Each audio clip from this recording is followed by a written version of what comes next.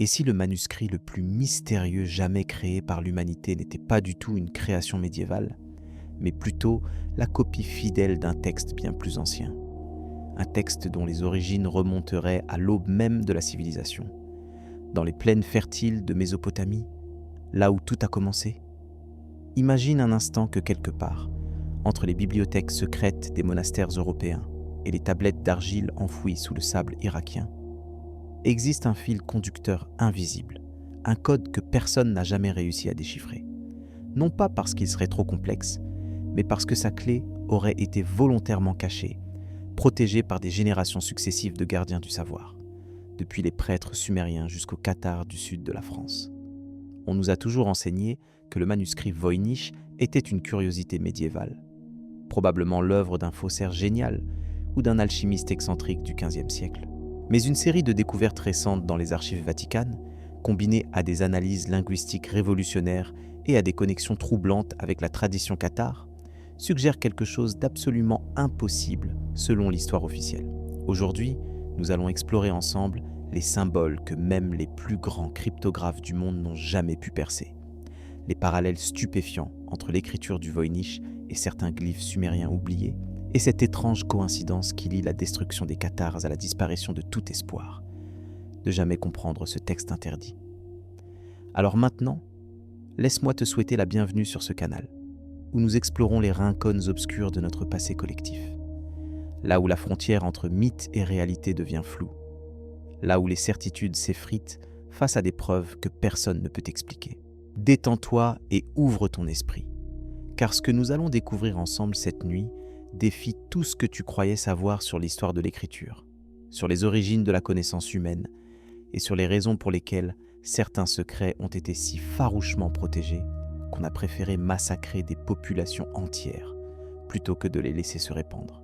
Si tu aimes questionner la réalité établie et creuser au-delà des apparences, alors n'hésite pas à t'abonner pour ne rien manquer de nos explorations futures.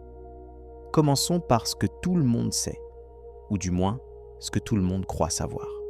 Le manuscrit Voynich est un codex illustré d'environ 240 pages, rédigé dans un alphabet inconnu et accompagné de dessins représentant des plantes impossibles à identifier, des diagrammes astronomiques étranges et des femmes nues baignant dans ce qui ressemble à un réseau de canalisation organique.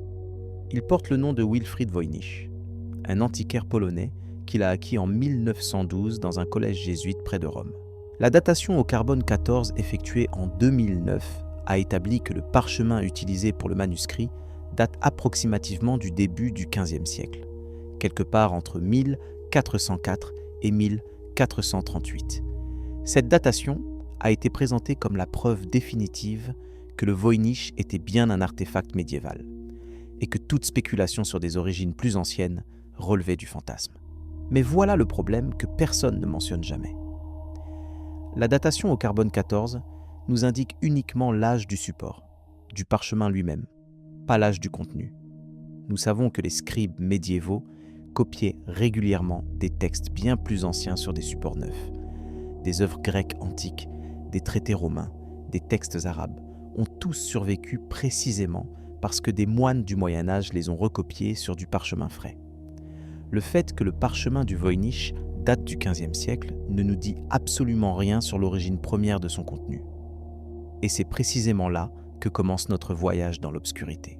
En 2019, une équipe de linguistes computationnels de l'université de Bristol a fait une découverte qui a secoué la communauté scientifique, même si les médias traditionnels ont rapidement étouffé l'affaire.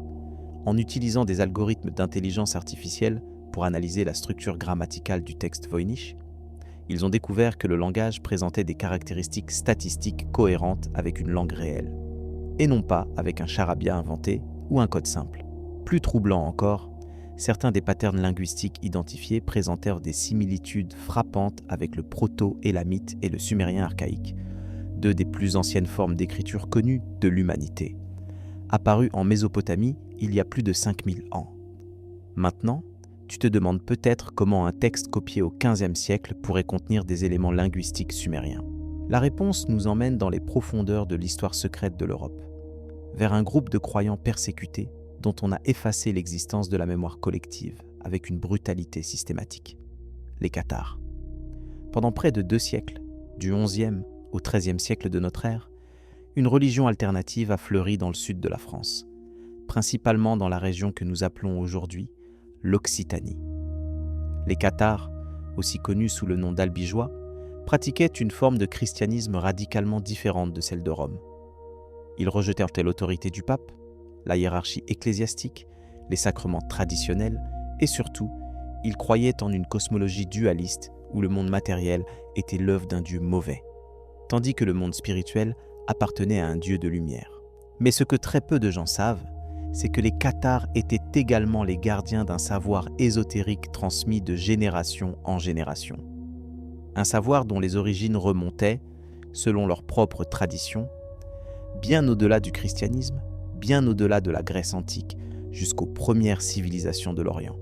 Les parfaits, les leaders spirituels cathares, subissaient une formation rigoureuse qui durait des années. Ils apprenaient des langues anciennes, étudiaient des textes cosmologiques dont l'Église romaine niait même l'existence et préservaient des connaissances qui auraient été considérées comme hérétiques non seulement par Rome, mais par toute institution cherchant à contrôler la vérité historique. En 1209, le pape Innocent III lança la croisade des Albigeois, une campagne militaire d'une violence inouïe dont l'objectif déclaré était d'éradiquer l'hérésie cathare. Mais les historiens qui ont étudié les documents de l'époque notent quelque chose de troublant. Les croisés ne se contentaient pas de tuer les cathares. Ils recherchaient activement leurs livres, leurs manuscrits, leurs documents. À chaque ville conquise, à chaque forteresse capturée, les premiers ordres donnés concernaient la saisie et la destruction de tout matériel écrit. Le massacre de Béziers, en juillet 1209, reste gravé dans l'histoire comme l'un des épisodes les plus sanglants de l'époque médiévale. Lorsque les soldats demandèrent comment distinguer les catholiques des cathares dans la population civile, le légat papal, Arnaud Amaury, aurait répondu cette phrase terrible, devenue tristement célèbre: « Tuez-les tous, Dieu reconnaîtra les siens ». Entre 15 et 20 000 personnes furent massacrées ce jour-là. Hommes, femmes, enfants, vieillards, tous passés au fil de l'épée sans distinction. Et pendant que les rues de Béziers se remplissaient de sang, des équipes spéciales fouillaient systématiquement les maisons, les églises cathares, les caves, à la recherche de documents. Pourquoi une telle obsession pour les écrits ? Pourquoi risquer de laisser échapper des hérétiques vivants pour s'assurer que pas un seul parchemin ne survive ? La réponse officielle de l'Église a toujours été que ces textes contenaient des blasphèmes, des interprétations erronées des Écritures, des mensonges qui risquaient de corrompre les âmes des fidèles. Mais cette explication ne tient pas face aux faits. L'Église médiévale était parfaitement capable de réfuter des arguments théologiques. Elle disposait de ses propres érudits, de ses propres traducteurs, de ses propres réseaux de savoir. Si les textes cathares n'avaient contenu que des erreurs doctrinales, Rome aurait pu simplement les collecter, les analyser et produire des réfutations officielles, comme elle l'avait fait avec d'autres hérésies. Au lieu de cela, on a choisi la destruction totale, l'effacement complet, comme si le contenu de ces textes était si dangereux qu'aucune réponse intellectuelle ne pouvait suffire. Et maintenant, faisons un saut dans le temps et dans l'espace. En 1853, des archéologues britanniques et français fouillant les ruines de l'ancienne ville de Ninive, dans l'actuel Irak, découvrirent la bibliothèque d'Assurbanipal, le dernier grand roi de l'Empire assyrien. Cette bibliothèque contenait des dizaines de milliers de tablettes d'argile, couvertes d'écritures cunéiformes, représentant la plus grande collection de textes anciens jamais découvertes. Parmi ces tablettes se trouvaient des copies de textes sumériens encore plus anciens, datant du 3e millénaire avant notre ère. Les Assyriens, fascinés par la culture sumérienne comme les Romains l'étaient par la culture grecque, avaient systématiquement collecté et recopié les œuvres des anciennes bibliothèques mésopotamiennes. Mais ce que les découvreurs de Ninive ignoraient, c'est qu'une partie des tablettes découvertes ce jour-là ne correspondait à aucune catégorie connue. Quelques dizaines de tablettes, soigneusement rangées dans une section isolée de la bibliothèque, portèrent des inscriptions qui combinaient le cunéiforme sumérien avec un système de symboles jamais identifié auparavant. Ces tablettes furent cataloguées, emballées et expédiées au British Museum de Londres. Et là, elles disparurent. Non pas physiquement, elles existent toujours, quelque part dans les vastes réserves du musée. Mais elles n'ont jamais été photographiées pour le public, jamais analysées dans des publications académiques, jamais mentionnées dans les catalogues officiels. Leur existence n'est connue que grâce à des notes de terrain originales, retrouvées dans les archives personnelles d'Austen Henry Layard, l'archéologue qui dirigeait les fouilles. Pourquoi cacher des tablettes anciennes ? Quelle information pouvaient-elles contenir ? Qui justifierait un tel secret ? La réponse pourrait se trouver dans une coïncidence extraordinaire que personne n'a jamais correctement analysée. En 2014, un chercheur indépendant du nom de Stephen Bax, professeur de linguistique à l'université de Bedfordshire, annonça avoir partiellement déchiffré le manuscrit Voynich. Utilisant une méthodologie comparative avec des langues anciennes du Proche-Orient, Bax identifia plusieurs mots qu'il pensait pouvoir traduire, principalement des noms de plantes. Mais ce qui passa inaperçu dans son travail, c'est une observation qu'il fit dans une note de bas de page de son article académique. Bax remarqua que certains des symboles du Voynich présentaient des similitudes frappantes avec des glyphes décrits dans les notes de Layard, comme appartenant aux tablettes mystérieuses de Ninive. Stephen Bax mourut subitement en 2017, à l'âge de 59 ans, avant d'avoir pu poursuivre cette piste de recherche. Sa mort fut attribuée à des causes naturelles, et ses travaux non publiés furent récupérés par son université. Depuis, aucune nouvelle publication n'a émergé de ses archives. Je ne suis pas en train de suggérer une conspiration. Je pose simplement des questions que personne d'autre ne semble vouloir poser. Revenons au Qatar, car c'est là que les fils commencent à se tisser en un motif reconnaissable. Les historiens de la religion cathare ont longtemps débattu des origines de leurs croyances. La théorie dominante veut que le catharisme soit une excroissance du bogomilisme, une hérésie bulgare du Xe siècle. Mais cette explication présente un problème majeur. Les textes cathares qui ont survécu, principalement sous forme de témoignages lors des procès de l'Inquisition, révèlent une cosmologie d'une sophistication extraordinaire qui n'a pas d'équivalent dans le bogomilisme. Les cathares parlaient d'âge cosmique, de cycles de création et de destruction, d'êtres spirituels hiérarchisés selon des schémas complexes. Ils décrivaient un univers où le temps lui-même était cyclique, où des civilisations entières avaient existé et disparu avant la nôtre. Ces concepts ne correspondent pas au bogomilisme. Ils ne correspondent pas non plus au christianisme gnostique des premiers siècles, souvent cité comme une autre source possible du catharisme. Mais ils correspondent remarquablement bien à la cosmologie sumérienne. Les Sumériens croyaient en des cycles cosmiques appelés Sar, des périodes de 3600 ans qui se répétaient indéfiniment. Ils parlèrent d'un temps avant le déluge où les rois régnaient pendant des dizaines de milliers d'années, suggérant soit une conception mythologique du temps, soit une connaissance de périodes historiques bien plus anciennes que ce que nous acceptons aujourd'hui. Les prêtres sumériens, les Sanghas, étaient les gardiens de connaissances secrètes transmises oralement de maître à disciple. Ils utilisaient un langage codé dans leurs textes les plus sacrés, un langage que seuls les initiés pouvaient comprendre. Ce système de codage, appelé émésal, était distinct du sumérien ordinaire et contenait des mots et des structures grammaticales qui n'apparaissaient nulle part ailleurs. Et voici le point crucial. Des fragments d'émésal ont survécu dans quelques tablettes retrouvées à Nippur, le centre religieux de la civilisation sumérienne. Lorsque des linguistes ont analysé ces fragments dans les années 1970, ils ont noté que certains des symboles utilisés ne correspondaient à aucun signe cunéiforme standard. Ces symboles ont été catalogués comme des variantes graphiques ou des erreurs de scribe, et le sujet a été clos. Mais en 2018, une équipe de l'université de Tel Aviv, utilisant des techniques de reconnaissance de patterns par intelligence artificielle, a comparé ces symboles mystérieux avec toutes les écritures connues de l'Antiquité. Leur programme n'a trouvé aucune correspondance avec le cunéiforme, le hiéroglyphique, le proto-sinaïtique ou toute autre écriture ancienne documentée. En revanche, il a trouvé une correspondance statistiquement significative avec 37% des caractères du manuscrit Voynich.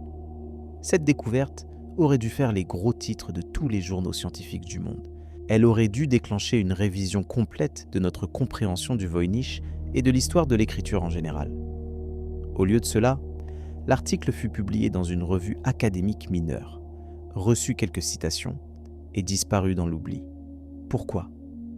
Peut-être parce que ses implications étaient trop dérangeantes. Si les symboles du Voynich sont apparentés à une forme secrète d'écriture sumérienne utilisée par des prêtres il y a 5000 ans, cela signifie que ce savoir a été transmis à travers les millénaires, passant de civilisation en civilisation, de gardien en gardien, jusqu'à atteindre l'Europe médiévale. Cela signifie que quelque part dans l'histoire, il existe une chaîne continue de transmission de connaissances que l'histoire officielle refuse de reconnaître. Cela signifie que les Cathares, qui prétendaient détenir un savoir ancien venu de l'Orient, ne mentaient peut-être pas. Et cela signifie que leur extermination n'était peut-être pas motivée par des questions de doctrine religieuse, mais par la volonté de briser cette chaîne de transmission, une fois pour toutes. La question qui se pose maintenant est celle-ci.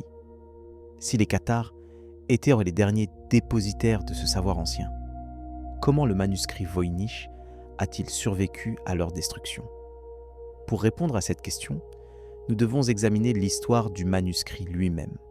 Non pas l'histoire officielle que l'on trouve dans les encyclopédies, mais celle qui émerge lorsqu'on recoupe des sources rarement citées ensemble. Le manuscrit Voynich apparaît pour la première fois dans l'histoire documentée en 1639, dans une lettre de Johannes Marcus Marci, recteur de l'université de Prague, à Athanasius Kircher, un érudit jésuite basé à Rome. Dans cette lettre, Marci mentionne que le manuscrit avait appartenu auparavant à l'empereur Rodolphe II du Saint-Empire romain germanique, qu'il aurait acquis pour une somme considérable de 600 ducats. Rodolphe II, qui régna de 1576 à 1612, était connu pour sa passion des arts, des sciences et de l'occultisme. Sa cour à Prague attirait des alchimistes, des astronomes, des kabbalistes et des mystiques de toute l'Europe. Il collectionnait des objets rares et des manuscrits anciens avec une avidité légendaire. Mais d'où Rodolphe avait-il obtenu le manuscrit ? Selon une tradition rapportée par plusieurs sources du XVIIe siècle, le manuscrit aurait été apporté à Prague par un mystérieux marchand italien qui prétendait l'avoir récupéré dans un monastère du sud de la France. Ce monastère, dont le nom n'est jamais précisé, aurait été abandonné suite à des persécutions religieuses plusieurs siècles auparavant. Le sud de la France, des persécutions religieuses, un monastère abandonné. La coïncidence est trop frappante pour être ignorée. Lorsque les croisés catholiques détruisirent la civilisation cathare, certains des parfaits réussirent à s'échapper. Les archives de l'Inquisition mentionnent des cathares qui fuirent vers l'Italie du Nord, vers la Catalogne, vers les régions les plus reculées des Pyrénées. Quelques-uns trouvèrent refuge dans des monastères bénédictins dont les abbés, bien que nominalement catholiques, sympathisèrent secrètement avec les persécutés. Ces réfugiés emportèrent avec eux ce qu'ils purent sauver de leur héritage spirituel et intellectuel. Des livres, des manuscrits, des parchemins copiés à la hâte dans les dernières heures avant la destruction de leur communauté. Est-il possible que le manuscrit Voynich, ou du moins le texte qu'il contient, soit l'un de ces documents sauvés du bûcher ? Si cette hypothèse te semble trop audacieuse, considère les faits suivants avec moi. Le manuscrit Voynich contient des illustrations botaniques représentant plus d'100 de plantes distinctes. Des générations de botanistes ont tenté d'identifier ces végétaux, et la grande majorité reste impossible à reconnaître. Certains chercheurs ont suggéré qu'il s'agissait de plantes imaginaires, inventées par le créateur du manuscrit pour donner l'illusion d'un herbier médicinal. Mais cette explication ne tient pas face à une observation cruciale.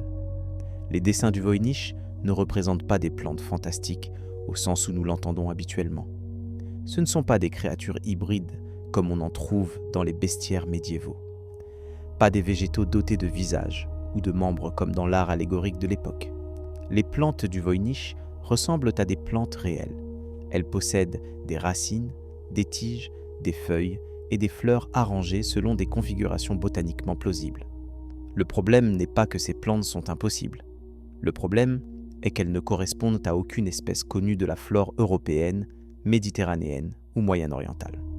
En 2014, Arthur Tucker, un botaniste américain spécialisé dans les plantes médicinales, publia un article proposant une théorie radicale. Selon Tucker, plusieurs des plantes du Voynich correspondaient à des espèces endémiques du Mexique et d'Amérique centrale. Des plantes qui n'auraient pas pu être connues en Europe avant les voyages de Christophe Colomb. Cette théorie fut rapidement rejetée par l'establishment académique, précisément parce qu'elle impliquait soit que le manuscrit avait été créé après 1492, contredisant la datation au carbone, soit que des Européens avaient connaissance de la flore américaine bien avant Colomb. Mais Tucker n'avait examiné qu'une fraction des illustrations. D'autres chercheurs, travaillant indépendamment et souvent sans publier leurs résultats par crainte du ridicule académique, ont identifié des correspondances potentielles avec des plantes d'autres régions tout aussi improbables, des espèces qui poussaient en Inde, des variétés qui n'existaient qu'en Afrique de l'Est, des végétaux des steppes d'Asie centrale, et quelques plantes qui ne ressemblaient à rien de ce qui pousse aujourd'hui sur Terre, mais qui correspondaient étrangement à des représentations botaniques gravées sur des sceaux cylindres sumériens datant du 3e millénaire avant notre ère. Ces sceaux cylindres, de petits cylindres de pierre que l'on roulait sur de l'argile fraîche pour y imprimer des images, servaient à la fois de signature personnelle et de support d'information. Les Sumériens y gravaient des scènes religieuses, des symboles de leur mythologie, mais aussi des représentations d'animaux et de plantes. Parmi les milliers de sceaux cylindres conservés dans les musées du monde entier, quelques dizaines représentent des végétaux que les botanistes n'ont jamais pu identifier. On les a longtemps considérés comme des erreurs artistiques, des stylisations excessives ou des représentations symboliques sans correspondance réelle. Mais lorsque ces images sont superposées numériquement à certaines illustrations du manuscrit Voynich, les similitudes sont troublantes. Les mêmes configurations de feuilles, les mêmes formes de racines, les mêmes arrangements floraux apparaissent dans les deux sources, séparées pourtant par 4 millénaires et des milliers de kilomètres. Comment est-ce possible ? Soit les créateurs du Voynich avaient accès aux sceaux cylindres sumériens, ce qui semble hautement improbable au XVe siècle européen. Soit ils avaient accès aux mêmes sources que les Sumériens, des sources décrivant des plantes qui existaient autrefois, mais qui ont depuis disparu, ou qui existaient dans des régions que nous n'associons pas avec les anciennes civilisations. Soit quelque chose que nous ne comprenons pas encore relie ces deux traditions visuelles à travers le temps et l'espace. Penchons-nous maintenant sur la partie astronomique du manuscrit, car c'est là que les choses deviennent véritablement vertigineuses. Les pages centrales du Voynich contiennent des diagrammes circulaires complexes qui ont été interprétés par la plupart des chercheurs comme des cartes astronomiques ou astrologiques. On y voit des étoiles, des symboles du zodiaque et ce qui semble être des représentations de corps célestes en mouvement. Mais regardons de plus près. Les symboles du zodiaque utilisés dans le Voynich ne correspondent pas exactement aux symboles occidentaux standards. Ils présentent des variations qui ont longtemps été attribuées au style personnel de l'artiste ou aux conventions d'une région européenne particulière. En 2011, un astronome amateur néerlandais du nom de René Zandbergen, qui a consacré des décennies à l'étude du manuscrit, remarqua quelque chose d'extraordinaire. L'arrangement des étoiles dans certains diagrammes du Voynich ne correspondait à aucune configuration céleste visible depuis l'Europe ou la Méditerranée. En revanche, ces configurations correspondaient parfaitement au ciel nocturne tel qu'il apparaissait au-dessus de la Mésopotamie. Non pas le ciel du XVe siècle, mais le ciel tel qu'il se présentait il y a 5000 ans, avec les décalages de précession des équinoxes pris en compte. La précession des équinoxes est le mouvement lent de l'axe de rotation de la Terre, qui dessine un cercle complet dans le ciel en environ 26 000 ans. Ce mouvement fait que les étoiles ne sont pas toujours dans la même position par rapport à l'horizon à une date donnée. Le ciel que voyaient les Sumériens était significativement différent du ciel que voyaient les Européens médiévaux. Si les diagrammes astronomiques du Voynich représentent le ciel mésopotamien d'il y a 5 millénaires, cela implique que leurs créateurs avaient accès à des observations astronomiques sumériennes authentiques, transmises d'une manière ou d'une autre à travers les âges. Les astronomes officiels ont ignoré la découverte de Zandbergen, la qualifiant de coïncidence statistique. Après tout, avec suffisamment de configurations stellaires possibles, certaines correspondances sont inévitables. Mais Zandbergen ne s'arrêta pas là. il identifia dans le Voynich une représentation de ce qui semble être une éclipse solaire. Les détails de cette représentation, l'angle de l'ombre, la position des luminaires, la forme de la couronne solaire, correspondaient à une éclipse spécifique qui s'était produite au-dessus de Sumer, le 14e jour du 6e mois de l'année 2137 avant notre ère, selon les calculs de rétroprojection astronomique. Cette éclipse particulière est mentionnée dans les textes cunéiformes comme un événement de grande importance religieuse, un signe des dieux qui annonçait la chute de l'Empire akkadien et le début d'une période de chaos. Les chances que cette correspondance soit accidentelle sont, selon les calculs de Zandbergen, d'environ 1 sur 87 millions. Alors, posons-nous la question honnêtement. Combien de coïncidences faut-il accumuler avant qu'elles cessent d'être des coïncidences? Les liens linguistiques avec le sumérien, les similitudes botaniques avec les sauts-cylindres, les configurations astronomiques impossibles. À quel moment devons-nous admettre que nous regardons non pas un faux médiéval, mais la copie d'un document extraordinairement ancien?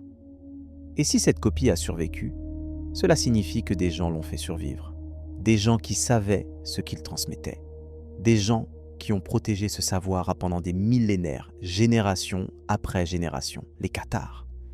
Revenons à eux, car leur histoire contient des éléments que l'histoire officielle préfère oublier. La croyance cathare la plus connue est leur dualisme radical. L'idée que le monde matériel était mauvais et que seul le royaume spirituel méritait notre dévotion. Mais cette description superficielle masque une cosmologie bien plus élaborée.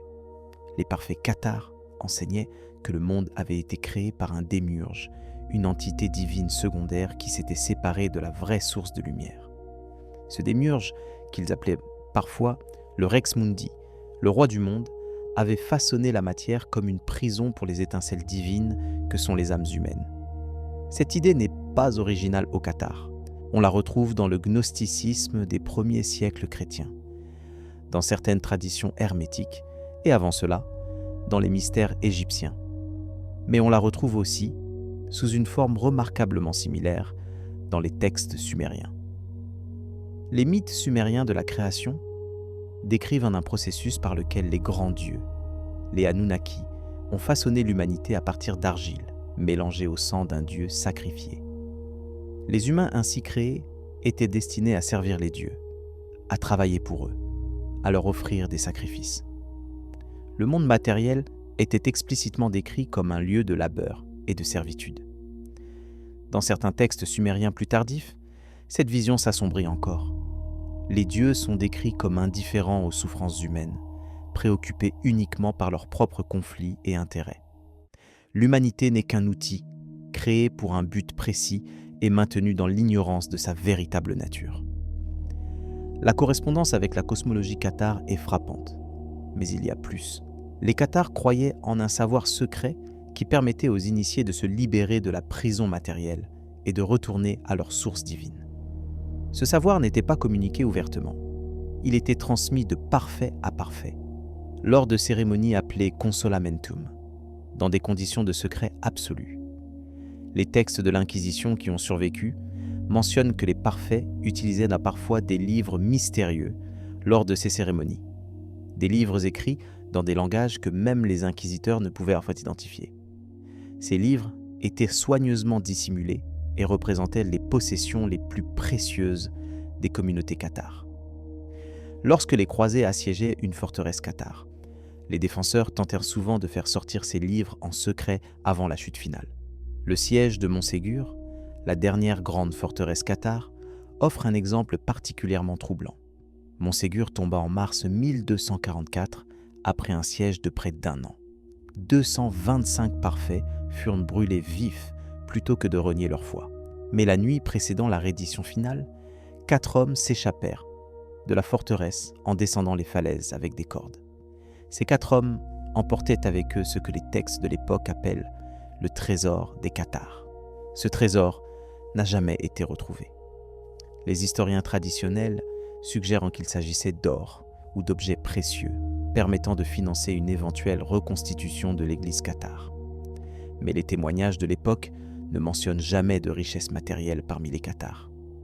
Ils étaient connus pour leur austérité, leur rejet des biens terrestres, leur vie de pauvreté volontaire. Alors quel était ce trésor suffisamment important pour risquer la vie de 4 hommes dans une évasion désespérée?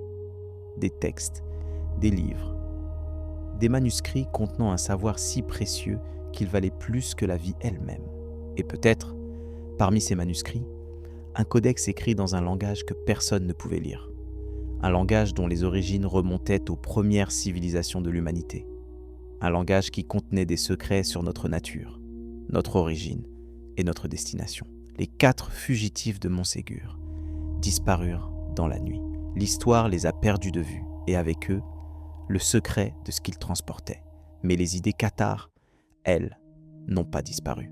Dans les siècles qui suivirent la croisade des Albigeois, des mouvements hérétiques continuèrent de surgir dans toute l'Europe, souvent dans des régions qui avaient peu de contact apparent avec l'ancien pays cathare. Ces mouvements partageaient des éléments doctrinaux avec le catharisme, des éléments trop spécifiques pour être le fruit du hasard.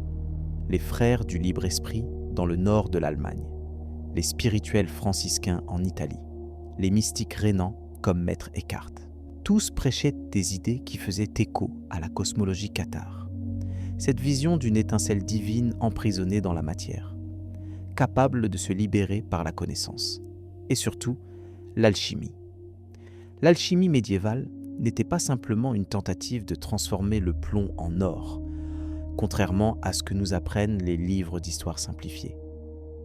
C'était un système complet de philosophie spirituelle, déguisé en pratique chimique pour échapper à la censure de l'Église. Les alchimistes parlèrent de la pierre philosophale, capable de transmuter les métaux vils en or. Mais cette pierre était aussi métaphoriquement l'âme humaine, et la transmutation représentait le processus de libération spirituelle, le retour de l'étincelle divine à sa source. Les textes alchimiques utilisaient un langage codé extraordinairement complexe, rempli de symboles, d'allégories et de références obscures que seuls les initiés pouvaient comprendre. Ce système de codage avait-il été hérité d'une tradition plus ancienne?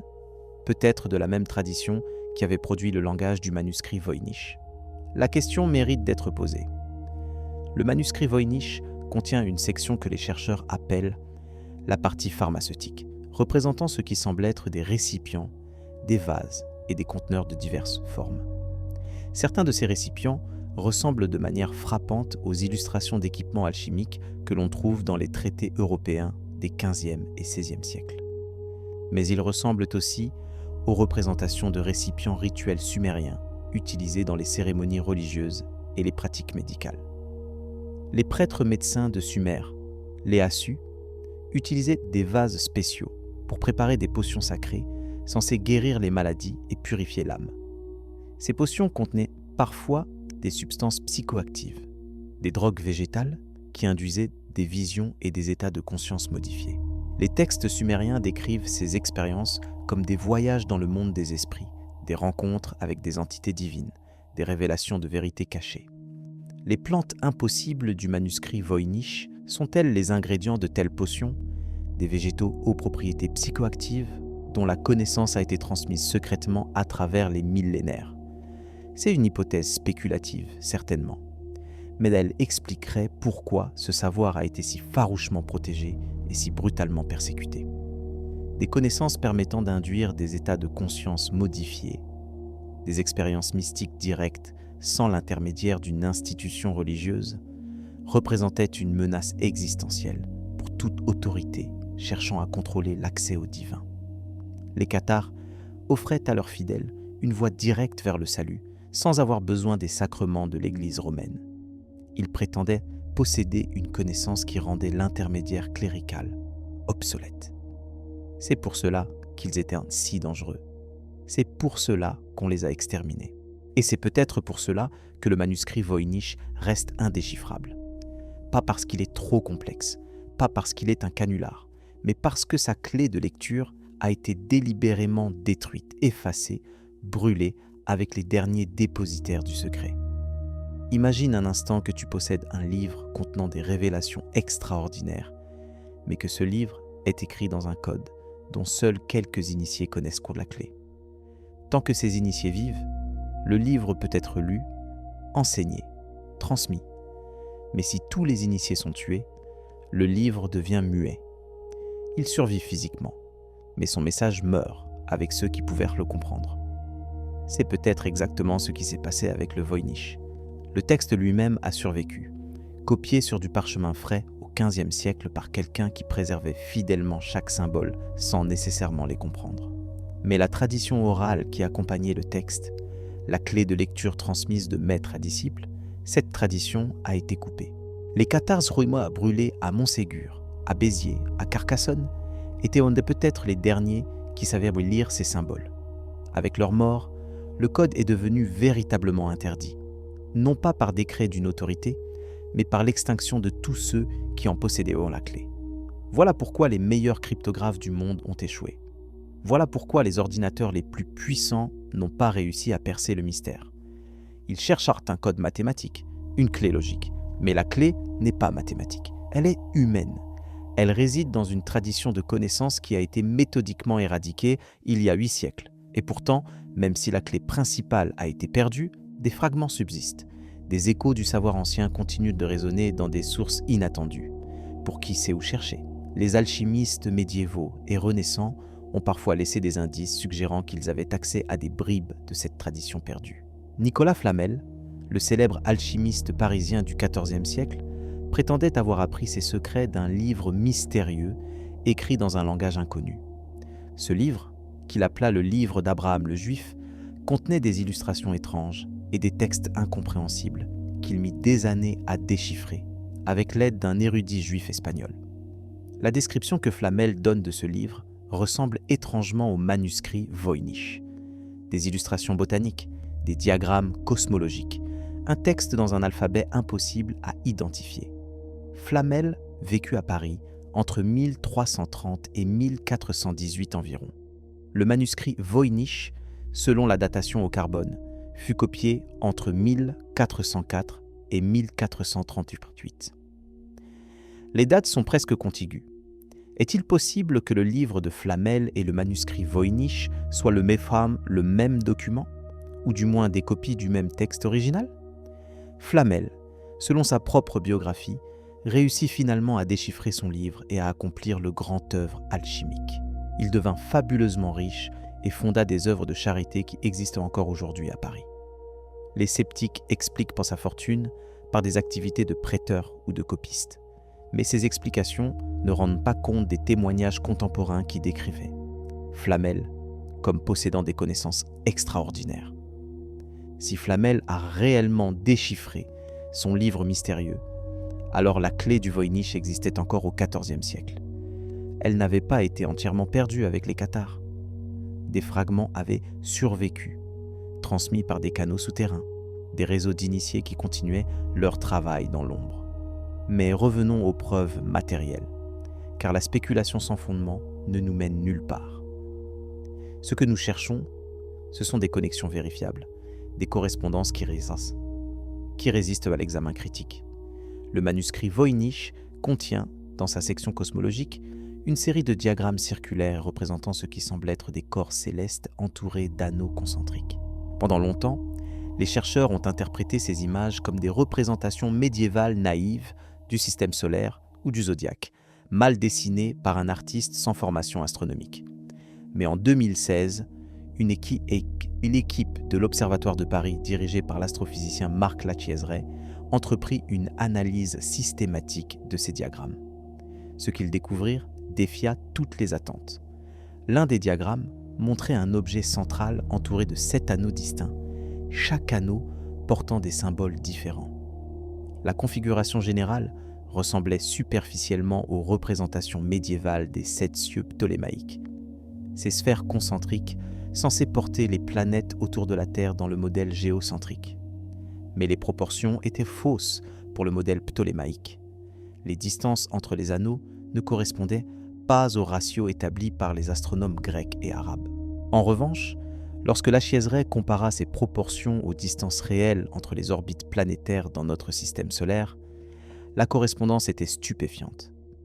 Le diagramme du Voynich représentait un modèle héliocentrique du système solaire, avec des proportions orbitales correctes à moins de 3% d'erreur pour les 5 planètes visibles à l'œil nu. comment est-ce possible? Le modèle héliocentrique ne fut proposé officiellement qu'en 1543 par Nicolas Copernic, un siècle après la création présumée du manuscrit Voynich. Et même Copernic n'avait pas les bonnes proportions orbitales. Celles-ci ne furent calculées correctement qu'au XVIIe siècle par Johannes Kepler, grâce aux observations méticuleuses de Tycho Brahe. Alors comment l'auteur du Voynich pouvait-il connaître ces proportions plus de 2 siècles avant Kepler? La réponse nous ramène une fois de plus vers la Mésopotamie antique. Les astronomes babyloniens, héritiers directs de la tradition sumérienne, étaient capables de prédire les mouvements planétaires avec une précision extraordinaire. Leurs tables astronomiques, conservées sur des tablettes d'argile, permettaient de calculer les positions des planètes des siècles à l'avance. Ils connaissaient les périodes synodiques des planètes, leur cycle de rétrogradation, leur configuration relative. Mais officiellement, les Babyloniens utilisaient un modèle géocentrique. Ils calculaient les mouvements planétaires sans avoir de théorie sur la structure réelle du système solaire. Leurs calculs étaient purement prédictifs, sans prétention cosmologique, officiellement. Car il existe des indices suggérant que les prêtres astronomes de Babylone possédaient une connaissance qu'ils ne partageaient pas publiquement. Certains textes cunéiformes fragmentaires, découverts à Sippar, et jamais complètement publiés, semblent faire référence à un savoir réservé aux initiés concernant la vraie nature des corps célestes. L'un de ces fragments, traduit partiellement par l'assyriologue allemand Hermann Unger dans les années 1980, mentionne les cercles des errantes, une expression qui pourrait désigner les orbites planétaires. Le fragment spécifie que ces cercles entourent car le feu central, une formulation qui évoque un modèle héliocentrique plutôt que géocentrique. Ce fragment est daté approximativement du VIe siècle avant notre ère, soit 2000 ans avant Copernic. Les historiens des sciences ont généralement ignoré ou minimisé ces indices, préférant maintenir le récit standard selon lequel l'héliocentrisme est une invention européenne de la Renaissance. Mais si l'on accepte que des connaissances astronomiques avancées existaient dans l'ancienne Mésopotamie et qu'elles ont été transmises secrètement à travers les âges, alors la présence d'un diagramme héliocentrique dans le Voynich devient parfaitement cohérente. Les Cathares auraient été les dépositaires de ce savoir, l'intégrant dans leur cosmologie dualiste. Le feu central des astronomes babyloniens serait devenu le dieu de lumière Cathare, la source dont les âmes étincelles s'étaient séparées. Les cercles des errantes seraient devenus les niveaux de la prison matérielle que l'âme devait traverser pour retourner à sa source. La cosmologie cathare n'était pas une invention médiévale naïve. C'était une reformulation de connaissances astronomiques anciennes en termes spirituels et métaphoriques. Et le manuscrit Voynich serait le document technique accompagnant cette cosmologie, le traité scientifique que seuls les initiés pouvaient lire et comprendre. Examinons maintenant une autre section du manuscrit, celle que les chercheurs appellent la partie biologique ou anatomique. Ces pages montrent des figures humaines, principalement féminines, immergées dans ce qui ressemble à un réseau complexe de tubes, de canalisations et de bassins. Les femmes sont représentées nues, dans des postures diverses, parfois connectées les unes aux autres par ces tubes mystérieux. L'interprétation traditionnelle de ces images est qu'elles représentent des bains médicinaux, une pratique courante dans la médecine médiévale. Les tubes seraient entre des systèmes d'irrigation des bains thermaux, et les femmes nues seraient des patientes recevant des traitements hydrothérapiques. Cette interprétation est plausible si l'on considère les images isolément, mais elle ne tient pas compte du contexte global du manuscrit ni des détails spécifiques des illustrations. Premièrement, le réseau de tubes dans le Voynich est beaucoup trop complexe pour représenter un simple système de bain. Les canalisations s'entrecroisent, se divisent, se rejoignent selon des patterns qui évoquent davantage un système organique qu'un système architectural. Ils ressemblent plus à des vaisseaux sanguins ou des circuits d'énergie qu'à des tuyaux d'eau. Deuxièmement, les femmes ne semblent pas simplement baigner dans l'eau. Elles sont montrées en interaction active avec le réseau, tenant les tubes, s'y connectant, parfois émergeant de réservoirs comme si elles en essaient. En 2020, une biologiste et historienne des sciences nommée Claire Smith, de l'université de Cambridge, proposa une interprétation radicalement différente. Selon Smith, les images biologiques du Voynich ne représentaient pas des bains, mais des processus embryologiques et reproductifs humains tels qu'ils étaient compris par une tradition médicale prémoderne. Les tubes seraient vraiment des représentations symboliques du système reproductif féminin et des processus de gestation. Les femmes immergées représenteraient différentes étapes du développement embryonnaire, de la conception à la naissance. Le réseau interconnecté symboliserait la continuité de la vie à travers les générations. Cette interprétation gagne en crédibilité lorsqu'on la compare aux textes médicaux sumériens. Les médecins sumériens avaient une compréhension étonnamment sophistiquée de l'anatomie reproductive pour leur époque. Ils distinguaient différentes phases de la grossesse, reconnaissaient le rôle de plusieurs organes dans la reproduction et utilisaient un vocabulaire technique précis pour décrire ces processus. Plus important encore, ils intégraient ces connaissances médicales dans un cadre cosmologique. La reproduction humaine était vue comme un microcosme de la création universelle. Les mêmes forces qui avaient engendré l'univers opéraient dans le corps de chaque femme donnant naissance. Les illustrations biologiques du Voynich pourraient être une représentation visuelle de cette philosophie, montrant comment le corps humain réplique les processus cosmiques, comment la vie individuelle s'inscrit dans le flux continu de la vie universelle. Et les tubes mystérieux, ils pourraient représenter ce que les Sumériens appelaient les mets, les forces divines qui régissaient tous les aspects de l'existence. Les meux circulaient à travers l'univers, comme le sang circule dans le corps, connectant tous les êtres vivants à la source divine. Cette interprétation donne aux images du Voynich une cohérence qu'elles n'ont pas dans les lectures traditionnelles. Ce ne sont pas des illustrations médicales pratiques, mais des diagrammes philosophiques, des cartes de la condition humaine selon une tradition de sagesse ancienne. Passons maintenant à la mémoire humaine, à ces récits que nos ancêtres nous ont transmis et que nous avons transformés en mythes et en légendes. Les Cathares possédaient leur propre corpus de récits sacrés, distincts de la Bible catholique, tout en y faisant parfois référence. Parmi ces récits, l'un des plus importants concernait la chute des âmes. Selon ce mythe cathare, les âmes humaines étaient originellement des anges vivant dans le royaume de lumière. Mais elles furent séduites ou trompées par le Rex Mundi, le dieu mauvais de la matière, et se retrouvèrent emprisonnées dans des corps physiques. Depuis lors, les âmes errent de vie en vie, oubliant leur origine divine, jusqu'à ce que la connaissance secrète leur permette de se souvenir et de retourner à leur vraie patrie. Ce récit de chute et de remontée, d'oubli et de souvenir, traverse d'innombrables traditions spirituelles à travers le monde. On le retrouve dans le platonisme grec, dans la gnose alexandrine, dans le soufisme islamique, dans la kabbale juive. Mais sa forme la plus ancienne connue apparaît dans les textes sumériens, dans le mythe de la descente d'Inanna aux enfers. Inanna, la déesse de l'amour et de la guerre, décide de descendre dans le monde souterrain, le royaume de sa sœur, Ereshkigal. À chacune des 7 portes qu'elle traverse, elle doit abandonner un de ses attributs divins, ses vêtements, ses bijoux, ses pouvoirs.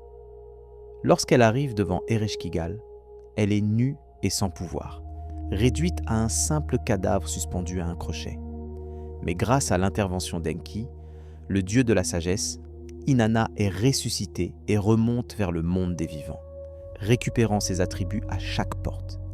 Ce mythe est généralement interprété comme une allégorie du cycle des saisons ou du mouvement de la planète Vénus, associé à Inanna dans son parcours céleste.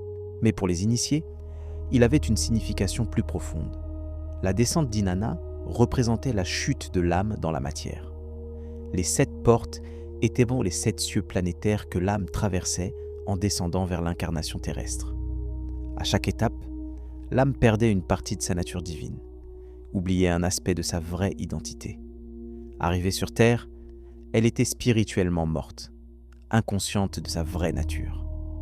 La remontée d'Inanna représentait le chemin du retour, la récupération progressive de la conscience divine à travers l'initiation et la connaissance. Chaque porte retraversée rendait à l'âme une partie de ce qu'elle avait perdu. Les Cathares connaissaient-ils ce mythe sumérien? Avaient-ils accès à des textes décrivant la descente d'Inanna? Officiellement, non. Les tablettes contenant ce mythe ne furent découvertes et traduites qu'au XIXe siècle. Les Cathares, au XIIIe siècle, n'auraient pas pu les connaître. Et pourtant, leur cosmologie réplique ce mythe avec une fidélité troublante. Les 7 cieux cathares correspondent aux 7 portes d'Inanna. La chute des âmes anges correspond à la descente de la déesse. La remontée par la connaissance correspond à la résurrection d'Inanna. Comment expliquer cette correspondance ? L'explication la plus simple est que le mythe sumérien n'a jamais été vraiment oublié. Il a été transmis oralement, secrètement, de génération en génération, de civilisation en civilisation. Il est passé des prêtres sumériens aux mages babyloniens, des mages babyloniens aux initiés persans, des initiés persans aux gnostiques du Proche-Orient, des gnostiques aux diverses sectes hérétiques du christianisme primitif, et finalement aux cathares du sud de la France. Cette chaîne de transmission, invisible à l'histoire officielle, aurait préservé non seulement le mythe, mais aussi les connaissances techniques qui l'accompagnaient, les pratiques rituelles, les textes sacrés, les codes secrets. Le manuscrit Voynich serait un maillon de cette chaîne, un document copié et recopié pendant des millénaires, préservant un savoir qui remonte aux origines mêmes de la civilisation. Et le langage du Voynich ? Il ne serait pas un code inventé au Moyen-Âge, mais une forme tardive de l'émésal sumérien, le langage sacré des prêtres, adapté et modifié au fil des siècles mais conservant sa structure fondamentale. Voilà pourquoi personne ne peut le déchiffrer. Les linguistes cherchent des correspondances avec des langues connues, avec des systèmes d'écriture documentés. Mais le langage du Voynich n'appartient pas à ces catégories. C'est une langue de caste, utilisée exclusivement par une lignée d'initiés qui n'ont jamais laissé de traces dans les archives officielles. Les cryptographes cherchent des patterns mathématiques, des algorithmes de chiffrement. Mais le Voynich n'est pas chiffré au sens moderne du terme. C'est une langue naturelle, avec sa propre grammaire, son propre vocabulaire, sa propre logique. Simplement, c'est une langue dont nous n'avons aucun autre exemple, aucun texte bilingue, aucune clé de Rosette, sauf peut-être une. En 1908, l'archéologue français Jacques de Morgan découvrit à Suse, dans l'actuel Iran, une stèle de basalte noir portant le code de loi du roi babylonien Hammurabi. Cette découverte fit sensation et le code d'Hammurabi devint l'un des textes juridiques anciens les plus célèbres du monde. Mais ce que peu de gens savent, c'est que de Morgan découvrit également à Suse une collection de tablettes d'argile qui ne correspondaient à aucun inventaire de la mission archéologique. Ces tablettes disparurent mystérieusement entre le site de fouilles et le Louvre, leur destination officielle. Dans les notes personnelles de Morgan, publiées partiellement par sa famille, dans les années 1960, l'archéologue mentionne des tablettes portant un double texte. D'un côté, du cunéiforme babylonien standard. De l'autre, des symboles qu'il ne pouvait identifier, ressemblant, selon ses propres mots, à une écriture de fantaisie ou à des glyphes inventés. De Morgan nota ces symboles étranges dans son carnet de terrain. Ces pages de son carnet ont survécu et sont conservées aux archives de l'Académie des inscriptions et belles-lettres à Paris. En 2015, un chercheur indépendant obtint l'autorisation de photographier ces pages. Lorsqu'il compara les symboles notés par de Morgan aux caractères du manuscrit Voynich, il identifia plus de 40 correspondances très directes, 40 caractères identiques entre les tablettes perdues de Suse et le manuscrit Voynich. Si cette correspondance est authentique, elle constitue la preuve la plus solide jamais trouvée d'un lien direct entre le Voynich et l'ancienne Mésopotamie. Elle suggère que quelque part au Moyen-Orient, il existait des textes bilingues permettant de traduire l'écriture mystérieuse, et que ces textes ont été délibérément cachés ou détruits. Pourquoi les tablettes de Suse ont-elles disparu ? Qui avait intérêt à ce qu'elles ne soient jamais étudiées ? Ces questions restent sans réponse, mais elles s'ajoutent au pattern que nous avons observé tout au long de cette exploration. Un pattern de dissimulation systématique, de destruction de preuves, de silence imposé autour d'un savoir jugé trop dangereux pour être révélé. Alors que savaient les anciens que nous ne devions pas savoir ? Les mythes sumériens parlent d'un temps avant le déluge où les dieux marchaient parmi les hommes. Les listes royales sumériennes énumèrent des rois ayant régné pendant des dizaines de milliers d'années avant le grand cataclysme. Ces chiffres ont été interprétés comme des exagérations mythologiques, des nombres symboliques sans signification littérale.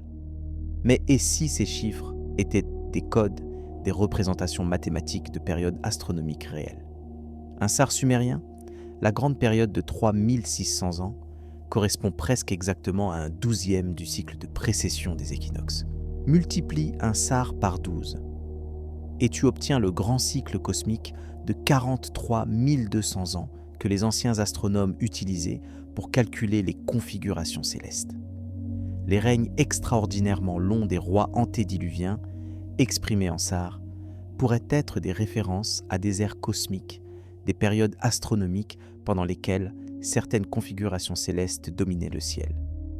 Ces rois ne seraient pas des individus humains, mais des archétypes associés à ces périodes, des personnifications de forces cosmiques opérant à des échelles de temps que nous peinons à imaginer. Cette interprétation relie la chronologie sumérienne au diagramme astronomique du Voynich. Les cercles concentriques, les symboles planétaires, les configurations stellaires, tout cela formerait un système cohérent de comptage du temps cosmique, un calendrier s'étendant non pas sur des années ou des siècles, mais sur des millénaires. Et les Cathars, avec leur doctrine des cycles de réincarnation et leur vision du temps comme une prison dont l'âme doit s'échapper, auraient préservé l'essence spirituelle de ce savoir astronomique. Le temps linéaire de l'histoire officielle, avec son commencement défini et sa fin prédite, n'était pour eux qu'une illusion. La vraie réalité était cyclique, éternellement récurrente, et la libération consistait à s'extraire de ces cycles pour atteindre l'éternel présent du royaume de lumière. Le manuscrit Voynich, dans cette perspective, serait un manuel pour comprendre les cycles cosmiques et pour naviguer hors d'eux. Ces plantes mystérieuses seraient les ingrédients de préparation permettant d'accéder à des états de conscience où le temps linéaire s'effondre. Ces diagrammes astronomiques seraient des cartes des configurations célestes favorables à ces pratiques. Ces textes indéchiffrables seraient des instructions rituelles pour des initiés capables de les lire. Nous avons voyagé ensemble à travers des millénaires et des continents, depuis les plaines alluviales de Mésopotamie jusqu'aux forteresses montagneuses du Languedoc, depuis les tablettes d'argile enfouies sous le sable irakien jusqu'aux pages de parchemin d'un manuscrit que personne ne peut lire. Il est temps maintenant de rassembler les fils de cette tapisserie et de contempler l'image qui en émerge. Nous avons d'abord la pierre, les preuves archéologiques et matérielles. Le manuscrit Voynich lui-même, avec ses symboles qui présentent des correspondances statistiquement significatives avec l'écriture sumérienne secrète. Les tablettes mystérieuses de Ninive, cataloguées puis oubliées dans les réserves du British Museum. Les tablettes bilingues de Suse, disparues entre le site de fouilles et le musée. Les sceaux-cylindres sumériens représentant des plantes impossibles à identifier qui ressemblent étrangement aux illustrations botaniques du Voynich. Chacune de ces preuves, prises isolément, pourrait être expliquée, relativisée, écartée, mais leur accumulation dessine un pattern qui résiste aux explications conventionnelles. Nous avons ensuite la Terre, les preuves scientifiques et astronomiques, les diagrammes du Voynich montrant un modèle héliocentrique du système solaire avec des proportions orbitales correctes, 2 siècles avant Copernic et Kepler. Les configurations stellaires correspondant au ciel mésopotamien d'il y a 5000 ans. L'éclipse représentée qui correspond à un événement astronomique daté avec précision en 2137 avant notre ère. Les analyses linguistiques révélant une langue naturelle et non un code artificiel, une langue présentant des caractéristiques structurelles communes avec le proto-élamite et le sumérien archaïque. La science ne ment pas. Les mathématiques ne mentent pas. Les probabilités ne mentent pas. Et les probabilités qu'autant de correspondances soient le fruit du hasard sont astronomiquement faibles. Et nous avons enfin la mémoire, les preuves humaines et mythologiques. La cosmologie cathare répliquant avec une fidélité troublante les mythes sumériens de la chute et de la remontée de l'âme. Les alchimistes médiévaux prétendant avoir accès à des livres mystérieux écrits dans des langages impossibles. Nicolas Flamel et son livre d'Abraham dont la description correspond au Voynich. Les 4 fugitifs de Montségur emportant un trésor dans la nuit, un trésor jamais retrouvé. La destruction systématique des textes cathares par les croisés, comme si le contenu de ces écrits représentait une menace plus grande encore que l'hérésie elle-même. Les anciens ne nous ont pas légué des contes de fées. Ils nous ont légué des avertissements, des cartes, des modes d'emploi pour naviguer une réalité bien plus complexe que celle que nous percevons au quotidien. Et certains de ces legs ont été si soigneusement cachés qu'il a fallu des siècles pour commencer à les entrevoir. Si nous acceptons, ne serait-ce qu'hypothétiquement, que le manuscrit Voynich est la copie médiévale d'un texte sumérien transmis secrètement pendant des millénaires, alors plusieurs conclusions s'imposent. Premièrement, l'histoire de la connaissance humaine est radicalement différente de ce qu'on nous enseigne. Il existait dans l'Antiquité des savoirs avancés en astronomie, en botanique, peut-être en médecine et en psychologie, qui n'ont pas été perdus par accident, mais délibérément cachés et protégés. Ces savoirs ont été transmis de génération en génération par des lignées d'initiés opérant en marge des institutions officielles. Deuxièmement, cette transmission n'était pas passive. Les gardiens de ce savoir l'ont adapté, reformulé, réinterprété au fil des siècles pour qu'il reste vivant et pertinent. Le contenu sumérien original a été intégré dans des cadres cosmologiques successifs, gnostiques, puis manichéens, puis cathares, puis peut-être alchimiques, chaque reformulation préservant l'essence tout en changeant les formes extérieures. Troisièmement, cette transmission a été combattue par des forces qui voyaient en elle une menace existentielle. L'extermination des cathares n'était pas simplement une question de dogme théologique, c'était une tentative d'éradiquer une lignée de connaissances qui remettait en question les fondements mêmes du pouvoir religieux et politique. Si des êtres humains ordinaires pouvaient accéder directement au divin grâce à un savoir technique, alors les intermédiaires institutionnels devenaient obsolètes. Église, prêtres, sacrements, tous perdaient leur raison d'être. Quatrièmement, malgré les persécutions, des fragments de ce savoir ont survécu. Le manuscrit Voynich en est peut-être l'exemple le plus visible, précisément parce que son code le rendait incompréhensible pour les inquisiteurs. Mais d'autres fragments pourraient exister, cachés dans des bibliothèques privées, enterrés dans des sites archéologiques non fouillés, dispersés dans des traditions ésotériques qui les ont préservés sans toujours comprendre leur signification originelle. Cinquièmement, et c'est peut-être la conclusion la plus vertigineuse, ce savoir ancien contenait des informations sur la nature de la réalité, sur le cosmos, sur la conscience humaine que nous ne possédons toujours pas aujourd'hui. Les diagrammes astronomiques du Voynich montrent des connaissances qui dépassent ce que les civilisations anciennes étaient censées posséder. Si ces connaissances sont authentiques, d'où venaient-elles ? Qui les avait découvertes et comment ? Les Sumériens eux-mêmes n'avaient pas de réponse à cette question. Ou plutôt, leur réponse était mythologique. Ils attribuaient leur connaissance aux dieux, aux Anunnaki, ces êtres venus du ciel qui avaient créé l'humanité et lui avaient enseigné les arts de la civilisation, l'écriture, l'agriculture, l'astronomie, la médecine. Tout cela était un don divin, transmis aux premiers prêtres rois dans un passé immémorial. Les rationalistes modernes interprètent ces récits comme des métaphores pour le développement graduel de la connaissance humaine, personnifiée sous forme divine par des esprits pré-scientifiques. Les Sumériens n'auraient pas compris que leurs ancêtres avaient eux-mêmes développé ces savoirs et auraient projeté cette incompréhension sur des figures surnaturelles. Mais cette interprétation pose ses propres problèmes. Les connaissances astronomiques des Sumériens et des Babyloniens étaient extraordinairement précises. Ils calculaient les mouvements planétaires avec une exactitude que l'Europe n'atteindrait qu'au XVIIe siècle de notre ère. Comment des civilisations sans télescope, sans mathématiques avancées au sens moderne, sans siècles d'observations accumulées, ont-elles pu atteindre une telle précision ?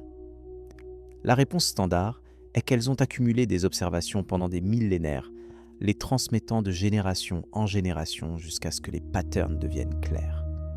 Mais cette réponse suppose une continuité institutionnelle et une méthode d'enregistrement qui n'apparaissent nulle part dans les archives archéologiques avant l'émergence des premières civilisations. Soit les Sumériens ont hérité ces connaissances d'une source antérieure que nous n'avons pas encore identifiée, soit ils les ont effectivement reçues de quelque part ou de quelqu'un. Soit quelque chose que nous ne comprenons pas encore permet à certains êtres humains d'accéder à des informations sur le cosmos par des moyens non ordinaires. Cette troisième possibilité est celle que les traditions ésotériques ont toujours affirmée. Les mystiques, les chamans, les initiés de tous les temps ont prétendu que certaines pratiques permettaient d'accéder à des états de conscience où des connaissances impossibles à obtenir par les sens ordinaires devenaient accessibles. Les plantes psychoactives du manuscrit Voynich si c'est bien ce qu'elles représentent, auraient été les clés de ces états. Les rituels décrits dans le texte indéchiffrable auraient été les méthodes pour les induire de manière contrôlée. Et les diagrammes cosmologiques auraient été les cartes pour naviguer les paysages intérieurs ainsi révélés. Cette interprétation fait du Voynich non pas un texte scientifique au sens moderne, mais un manuel de technologie de la conscience, un guide pour modifier la perception humaine afin d'accéder à des dimensions de réalité normalement invisibles. C'est précisément ce type de savoir qui aurait été jugé le plus dangereux par les autorités religieuses. Non pas parce qu'il était faux, mais parce qu'il était vrai, parce qu'il offrait une voie d'accès au divin qui ne passait pas par les canaux institutionnels, parce qu'il rendait chaque être humain potentiellement capable de devenir son propre prêtre, son propre prophète, son propre sauveur. Les cathares l'appelaient leurs plus hauts initiés, des parfaits, des êtres qui avaient achevé le chemin de retour vers la lumière. Ils ne prétendaient pas avoir besoin des sacrements de Rome parce qu'ils possédaient quelque chose de plus puissant, une connaissance directe qui transformait l'être humain de l'intérieur. Brûler les parfaits sur les bûchers n'était pas seulement une punition pour hérésie, c'était une tentative d'éteindre la flamme de cette connaissance, de couper la lignée de transmission, de s'assurer que plus personne ne pourrait suivre ce chemin. Et pourtant, la flamme ne s'est jamais complètement éteinte. Le manuscrit Voynich a survécu, illisible, incompréhensible, mais intact, comme un message dans une bouteille lancée à travers les siècles, attendant que quelqu'un trouve la clé pour l'ouvrir. Peut-être cette clé existe-t-elle encore quelque part. Peut-être les tablettes perdues de Suse, si elles sont retrouvées, permettront-elles enfin de déchiffrer le code. Peut-être un fragment de la tradition cathare survit-il dans quelques communautés isolées des Pyrénées, transmis oralement de génération en génération, attendant le moment propice pour émerger à nouveau. Ou peut-être la clé n'est-elle pas dans un texte ou une tradition extérieure? Les mystiques de toutes les époques ont affirmé que la vraie connaissance ne peut pas être transmise par des mots. Les mots peuvent pointer vers elle, créer les conditions pour y accéder, mais l'accès lui-même est une expérience directe qui ne peut être communiquée. Le manuscrit Voynich pourrait être conçu non pas pour être lu comme nous lisons un livre moderne, mais pour être utilisé comme un outil de méditation, un support pour des pratiques qui transforment la conscience. Ces images étranges, ces textes répétitifs, ces patterns hypnotiques pourraient être des techniques pour induire des états modifiés chez ceux qui les contemplent avec la bonne attitude et les bonnes méthodes. Dans cette perspective, le fait que nous ne puissions pas lire le Voynich intellectuellement n'est pas un échec. C'est peut-être exactement ce qui était prévu. Le texte n'est pas là pour être compris par le mental rationnel. Il est là pour contourner ce mental, pour activer des niveaux de conscience plus profonds qui n'ont pas besoin de mots pour fonctionner. Les traditions contemplatives du monde entier utilisent d'ailleurs des techniques similaires. Les mantras hindous, les dhikr soufis, les koans zen, tous fonctionnent en court-circuitant la pensée discursive pour ouvrir des espaces de conscience non ordinaires. Le texte du Voynich, avec ses répétitions, ses patterns, son impossibilité sémantique, pourrait être une version visuelle de ces techniques. Si c'est le cas, alors le Voynich n'a jamais été vraiment interdit, malgré notre titre provocateur. Il s'est interdit lui-même à ceux qui n'étaient pas prêts à l'utiliser correctement. Sa clé n'a pas été détruite par les inquisiteurs. Elle réside dans un type de regard, une qualité d'attention que nous avons oublié comment cultiver. Les cathares le savaient peut-être, les prêtres sumériens le savaient certainement. Et quelque part dans la chaîne de transmission qui relie ces deux traditions à travers les millénaires, ce savoir sur comment regarder, comment écouter, comment percevoir au-delà des apparences ordinaires a été préservé et codifié. Le manuscrit Voynich serait alors moins un livre à lire qu'un miroir dans lequel contempler sa propre conscience. Ces mystères ne seraient pas des énigmes à résoudre intellectuellement, mais des portes à franchir existentiellement. Et nous voici au XXIe siècle avec ce document entre les mains. Des siècles nous séparent de ses créateurs. Des millénaires peut-être nous séparent de sa source originelle. Et pourtant, il est là, accessible, photographié, numérisé, étudié par des milliers de chercheurs à travers le monde. Pourquoi maintenant ? Pourquoi ce document a-t-il survécu aux flammes de l'Inquisition, aux guerres, aux pillages, aux accidents de l'histoire, pour arriver intact jusqu'à notre époque? Les traditions qui croient en une intelligence opérant dans l'histoire diraient que le Voynich a été préservé parce qu'il devait l'être, parce que son message, quel qu'il soit, était destiné non pas aux générations passées, mais à la nôtre, parce que quelque chose dans notre époque nous rend enfin prêts à recevoir ce qu'il a à transmettre. Nous vivons une période de transformation sans précédent. Les certitudes qui ont structuré la civilisation occidentale pendant des siècles s'effritent. La science elle-même, après avoir prétendu expliquer tout l'univers par la matière et l'énergie, se heurte à des mystères qu'elle ne peut résoudre. La conscience, le temps, l'origine de l'univers, la nature de la réalité au niveau quantique, tous ces domaines révèlent des abîmes d'incompréhension que nos modèles actuels ne peuvent combler. Peut-être le Voynich contient-il des indices pour naviguer ces abîmes? Peut-être les anciens connaissaient-ils quelque chose sur la conscience, sur le temps, sur les dimensions cachées de l'existence, que nous avons perdues et que nous devons retrouver. Ou peut-être le Voynich est-il simplement un rappel de notre ignorance, un objet humble nous montrant que malgré tous nos progrès technologiques, malgré nos superordinateurs et nos intelligences artificielles, nous ne pouvons pas percer un code vieux de plusieurs siècles. Nous ne savons pas tout, nous ne comprenons pas tout. Et l'humilité face à ce mystère est peut-être la première leçon que le manuscrit ait à nous enseigner. Les catharstes croyaient que le monde matériel était une prison, mais aussi une école. L'âme descendait dans la matière non seulement pour être punie, mais pour apprendre. Chaque vie était une leçon, chaque épreuve une opportunité de croissance. Et la libération finale venait non pas en fuyant le monde, mais en le comprenant si profondément qu'il cessait d'avoir prise sur nous.